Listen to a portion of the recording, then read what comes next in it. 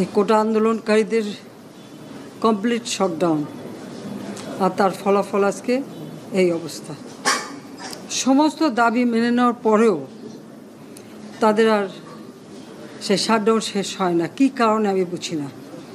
আমরা তো সম্পূর্ণ দাবি মেনে নিয়েছি, একটা মানলে আর একটা, আর একটা মানলে আর একটা, আর এর ফল আজকে জ্বালিয়ে পুড়ে সব একদিকে সরকার, আর আজকে কত মানুষ জীবন হারালো, কতগুলি মানুষ পঙ্গু হয়ে যাচ্ছে, কতগুলি মানুষ। এবং ঠিক এই 2001 সালে এইরকম তাণ্ডব বিএনপি জামাত জোট চালিয়েছিল। আওয়ামী লীগের প্রায় 21,000 নেতাকর্মী হত্যা করে, কত মানুষ গুলি খেয়ে তাদের ঘর বাড়ি হাত পা কেটে দেওয়া, চোখ তুলে দেওয়া, মেয়েদের রেপ করা, এই তাণ্ডব ছিল। আবার 2013 সালে অগ্নিসন্ত্রাস, 13, 14, 15 আগুন জ্বালানো, সব যে গাড়ির ভিতরে, বাসের ভিতরে মানুষ, সেখানেও আগুন জ্বালানো। 23 সালে সেখানেও সেই তাণ্ডব। আর প্রতিবারই পুলিশের উপরে আঘাত, পুলিশের হত্যা, মানুষ মেরে ঝুলিয়ে রাখা, পুলিশ মেরে ঝুলিয়ে রাখা, গাজীপুরে আমাদের কর্মী মেরে ঝুলিয়ে রাখা। এটা কি ধরনের রাজনীতি আমরা চাই না। যেখানে দাবি করেছে প্রত্যেক দাবি আমরা মেনে নিয়েছি। আর মামলা তো তাদের না, আমার করা প্রজ্ঞাপন হাইকোর্ট বাতিল করে দেয়, সরকারের পক্ষ থেকেই তো আমরা আপিল করি, এবং ওই হাইকোর্টের সে রায় সেটা স্থগিত করে দেওয়া হয়। তাহলে তো আবার কোটা থেকে যায়। তাহলে আন্দোলনটা কিসের জন্য ছিল?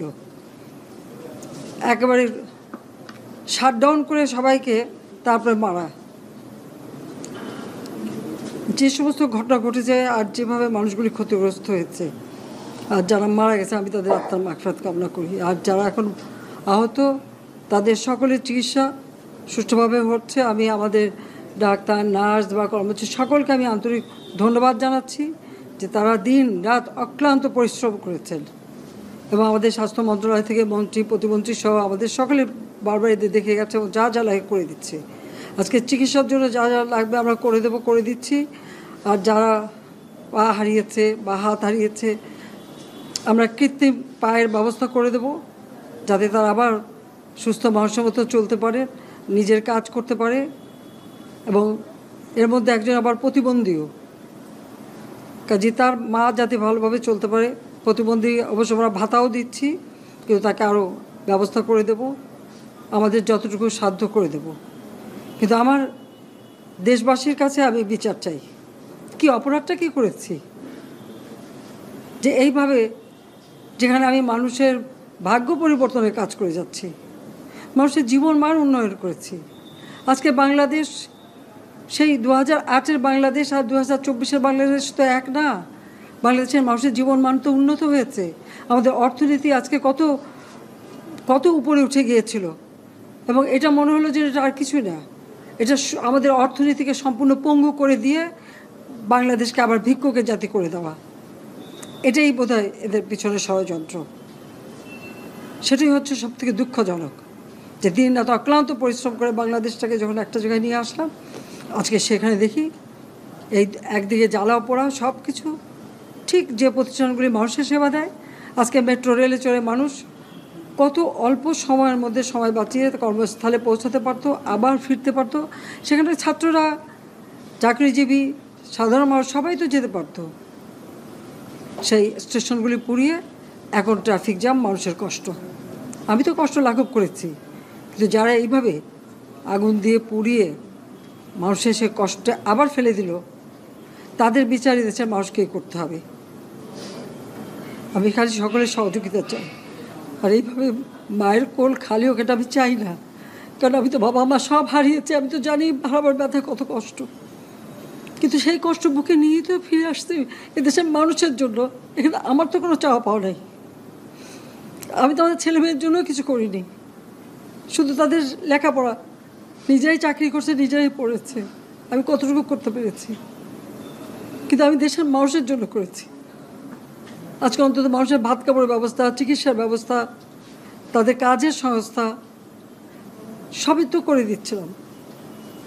যখন আমরা এক উন্নয়নশীল দেশে মর্যাদা পেলাম, তখনই এই তাণ্ডব করে ঠিক যে জায়গাগুলি মানুষের সেবা করবে সেই জায়গাগুলিতেই আঘাত, শিক্ষা প্রতিষ্ঠানে হল ভেঙে দেওয়া। সবচেয়ে দুর্ভাগ্য যে ভিসির বাড়িতে আগুন দেওয়া। এর আগেও একবার ঢাকা ইউনিভার্সিটিতে ভিসির বাড়িতে আগুন দিয়েছিল, আপনাদের মনে আছে। রংপুরে সেখানে আগুন দিয়েছে, ময়মনসিংহ কৃষি বিশ্ববিদ্যালয় থেকে শুরু করে বিভিন্ন জায়গায় এই তাণ্ডব চালিয়েছে। রাজশাহীতে এই তাণ্ডব চালিয়েছে। বিশ্ববিদ্যালয়গুলিতে সেশন জট ছিল, আমি সরকার আসার পর থেকে কোনো সেশন জট নাই। লেখাপড়ার মান উন্নত করা, যাতে এখান থেকে পড়ে আবার বিদেশেও পড়তে হবে, সেই ব্যবস্থাও করে দিয়েছি। কিন্তু তারপরেও কোটা সংস্কার আন্দোলন, কোটা তো আমি বাতিলই করে দিয়েছি। আমি আহ্বান করেছিলাম যে একটু ধৈর্য ধরো, হাইকোর্টে শুনানি হবে, হাইকোর্ট যে রায় দেয় না। তারপরেও এই আন্দোলন হবে। আজকে এই যে এতগুলি মানুষের জীবনের ক্ষতি হলো, এতগুলি পরিবার ক্ষতি হলো, এর দায় দায়িত্ব কাদের? আমি দেশবাসীর কাছে সেই আহ্বান জানাবো যে এই ধরনের ধ্বংসযজ্ঞের জন্য এই দেশকে নিয়ে আর কেউ চালাতে না পারে। আমি সকলে সাহায্য চাই, আর আমি চাই না এভাবে মায়ের কোল খালি হোক আর এভাবে মানুষ অসহায় হয়ে পড়ুক। এই হাসপাতালটাই তো আজকে আপনারা দেখেন কত সুন্দরভাবে করে দিয়েছে। কিছু নেই হাসপাতালে, একটা লিফটও ছিল না আমি যখন সরকারে আসি। আর সেই এই হাসপাতালও আমার আব্বা স্বাধীনতার পর জাতির পিতা বঙ্গবন্ধু শেখ মুজিবই করে দিয়েছিলেন। আমি সেটা উন্নতি করেছি বলেই তো আজকে চিকিৎসা দিতে পারছি, নইলে এত রোগীর চিকিৎসা দেওয়া কোনোদিন সম্ভব হতো না। তো আমার কি এটাই অপরাধ যে আমি মানুষের জীবন মান উন্নত করার জন্য কাজ করেছি, আর সেই জায়গাগুলিকে হামলা করতে হবে? কোভিড-19 সময় যেখানে আমরা সব থেকে ভালোভাবে মানুষের চিকিৎসা দিতে পেরেছি, সেই কোভিড হাসপাতাল সেখানেও আগুন দিয়েছে। এটা কি ধরনের খেলা? আমরা নিজেরা এই সমস্ত জিনিস নিয়ে অনেক ভিন্ন মত পোষণ করছি। কেউ কেউ এই জিনিসটাকে ভিন্ন খাতে প্রবাহিত করার চেষ্টা করছি, সেটা আমাদের জন্য মঙ্গলজনক হবে না। আজকে যদি আমার যে উপদেশ আমি কিছু দিয়ে যাব, সেটা যদি আপনারা গ্রহণ করেন, আপনারা লাভবান হবেন, আমি এটা আপনাদের নিশ্চিত করছি। আমরা নিজেরা ভেদাভেদ সৃষ্টি না করি, আমরা নিজেরা ইউনাইটেড থাকি। আমাদের মধ্যে যদি কোনো সমস্যা থেকে থাকে, কোনো ব্যত্যয় থেকে থাকে, কোনো গ্রিভান্সেস থেকে থাকে, সেটা আমরা আলোচনার মাধ্যমে সমাধান করব। এটার জন্য ডানে বায়ে দৌড়িয়ে কোনো লাভ হবে না, নিজের ক্ষতি ছাড়া কোনো লাভ হবে না। আমি আপনাদের এই জিনিসটা নিশ্চিত করে দিচ্ছি। কিছু কিছু সদস্যদের দাবি যে তারা 2009 সাল থেকে আজ পর্যন্ত বিভিন্ন শাস্তি পেয়েছেন। কেউ কেউ দায়ী করছেন যে তারা অযাচিতভাবে শাস্তি পেয়েছেন। এটার জন্য আমি একটা বোর্ড করে দিয়েছি, একজন লেফটেন্যান্ট জেনারেল সেই বোর্ডের সদস্য। প্রথম ফেজে 51 জন সদস্যর ব্যাপারে আমার কাছে রিকমেন্ডেশন নিয়ে এসেছে। তার রিকমেন্ডেশনের অধিকাংশই আমি গ্রহণ করেছি এবং আরো বেশি আমি দিয়েছি। নেভি এয়ারফোর্সও তাদের এই কার্যক্রম চালিয়ে যাচ্ছে। আমার স্ট্যান্ড পয়েন্ট হচ্ছে, যদি কেউ অপরাধ করে থাকে সেটার জন্য কোনো ছাড় হবে না, বিন্দু মাত্র ছাড় নাই।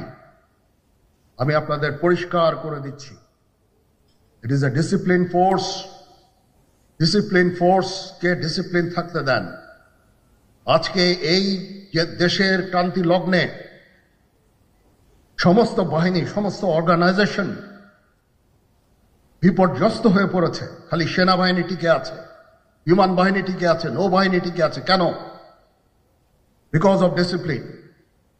তারপরেও আমি আমার অফিসারকে আদেশ দিয়েছি, যদি সামান্যতম কোনো সন্দেহের অবকাশ থাকে, কোনো কার বিরুদ্ধে যেই অ্যাকশন নেওয়া হয়েছে, অপরাধী কিনা যদি সামান্য কোনো সন্দেহের অবকাশ থাকে, সেটা তাদের ফেভারে যাবে। এটা হচ্ছে আমার ঢালাও নির্দেশ। সেই হিসাবে বিভিন্ন প্রস্তাব আমার কাছে এসেছে। কোনো কোনো প্রস্তাবে আমি আরো আমার নিজে থেকে যোগ করে আরো বেশি আমি নিয়েছি। এভাবে পর্যায়ক্রমে অফিসাররা অ্যাপিয়ার করবে, আসবে, এবং তাদের এই জিনিসগুলো আমরা দেখব। দেখে যদি মনে হয় যে তাদেরকে করার অবকাশ আছে কিছু, অবশ্যই আমরা করব। এটা ন্যায় নীতিতে আমরা প্রতিষ্ঠিত থাকব। আপনারা কিছু মনে করবেন না, আজকে আমি একটু পরিষ্কার করে আমি কথা বলতে চাই। আপনাদের সবার হয়তো ভালো নাও লাগতে পারে, কিন্তু বিশ্বাস করেন, আমার এটা যদি আপনারা গ্রহণ করেন, আপনারা লাভবান হবেন, কোনো ক্ষতি হবে না দেশের। আমার অন্য কোনো আকাঙ্ক্ষা নাই। আমার একটাই আকাঙ্ক্ষা, দেশ এবং জাতিটাকে একটা সুন্দর জায়গায় রেখে ছুটি করা। I had enough. Was last 7-8 months I had enough. আমি চাই দেশ এবং জাতিকে একটা সুন্দর জায়গায় রেখে আমরা সেনানিবাসে ফেরত আসবো। আরেকটা জরুরি বিষয় যেটা আমি ভাবলাম যে আপনাদের সাথে আমি শেয়ার করি। দেশের এই আইন শৃঙ্খলা পরিস্থিতি খারাপের পিছনে কিছু কারণ আছে। প্রথম কারণটা হচ্ছে যে আমরা নিজেরা হানাহানির মধ্যে ব্যস্ত, একজন আরেকজনের বিরুদ্ধে বিষোদ্গারে ব্যস্ত। এটা একটা চমৎকার সুযোগ অপরাধীদের জন্য। যেহেতু আমরা একটা অরাজক পরিস্থিতির মধ্যে বিরাজ করছি, তারা খুব ভালোভাবেই জানে যে এই সময়ে যদি এই সমস্ত অপরাধ করা যায় তাহলে এখান থেকে পরিত্রাণ পাওয়া সম্ভব। সেই কারণে এই অপরাধগুলো হচ্ছে। আমরা যদি সংগঠিত থাকি, একত্রিত থাকি, তাহলে অবশ্যই এটা সম্মিলিতভাবে মোকাবেলা করা সম্ভব হবে। Police, RAB, BGB, DGFI, NSI এগুলো দেশের জন্য অত্যন্ত গুরুত্বপূর্ণ কাজ করেছে অতীতে। খারাপ কাজের সাথে অসংখ্য ভালো কাজ করেছে। আজকে যে দেশের স্থিতিশীলতা, দেশটাকে যে এত বছর স্থিতিশীল রাখা হয়েছে, এটার কারণ হচ্ছে এই সশস্ত্র বাহিনীর বহু সেনা সদস্য, সিভিলিয়ান সবাই মিলে এই অর্গানাইজেশনগুলোকে, অসামরিক, সামরিক সবাই মিলে এই অর্গানাইজেশনগুলোকে এফেক্টিভ রেখেছে। সেই জন্য আজকে সুন্দর, এতদিন ধরে আমরা একটা সুন্দর পরিবেশ পেয়েছি। এর মধ্যে যারা কাজ করেছে, যদি অপরাধ করে থাকে সেটার শাস্তি হবে, অবশ্যই শাস্তি হতে হবে, না হলে এই জিনিস আবার ঘটবে। আমরা সেটাকে বন্ধ করতে চাই চিরতরে, কিন্তু তার আগে মনে রাখতে হবে আমরা এমনভাবে কাজটা করব এই সমস্ত অর্গানাইজেশনগুলো যেন আন্ডারমাইন না হয়। আজকে পুলিশ সদস্য কাজ করছে না, এটা বিশাল বড় কারণ হচ্ছে অনেকের বিরুদ্ধে মামলা, অনেকে জেলে। RAB, BGB, DGFI, NSI panicked. বিভিন্ন দোষারোপ, খুন ইত্যাদি তদন্ত চলছে। অবশ্যই তদন্ত হবে, দোষীদের বিচারের আওতায় আনতে হবে। এমনভাবে কাজটা করতে হবে যেন এই অর্গানাইজেশনগুলো আন্ডারমাইন না হয়। এই অর্গানাইজেশনগুলোকে যদি আন্ডারমাইন করে আপনারা মনে করেন যে দেশের শান্তি শৃঙ্খলা বিরাজ করবে, সবাই শান্তিতে থাকবেন, এটা হবে না, সেটা সম্ভব না। আমি আপনাদের পরিষ্কার করে বলে দিচ্ছি, এই দেশের শান্তি শৃঙ্খলা রক্ষার দায়িত্ব খালি সেনাবাহিনীর না। 2 লক্ষ পুলিশ আছে, বিজিবি আছে, র্যাব আছে, আনসার বিডিপি আছে, আমার আছে হচ্ছে 30,000 সৈন্য। এদেরকে আমি এই যে একটা বিরাট ভয়েড, আমি এই 30,000 সৈন্য দিয়ে আমি কিভাবে এটা পূরণ করব? 30,000 থাকে, আবার 30,000 চলে যায় ক্যান্টনমেন্টে, আরো 30,000 আসে। এটা দিয়ে আমরা দিন রাত আমরা চেষ্টা করে যাচ্ছি। এখানে যে সমস্ত উচ্ছৃঙ্খল কাজ হয়েছে সেটা আমাদের নিজস্ব তৈরি, এটা আমাদের নিজস্ব ম্যানুফ্যাকচার, আমরা নিজস্ব এইগুলো তৈরি করেছি। এই বিপরীতমুখী কাজ করলে কেসে কখনো শান্তি শৃঙ্খলা আসবে না, এই জিনিসটা আপনাদের মনে রাখতে হবে।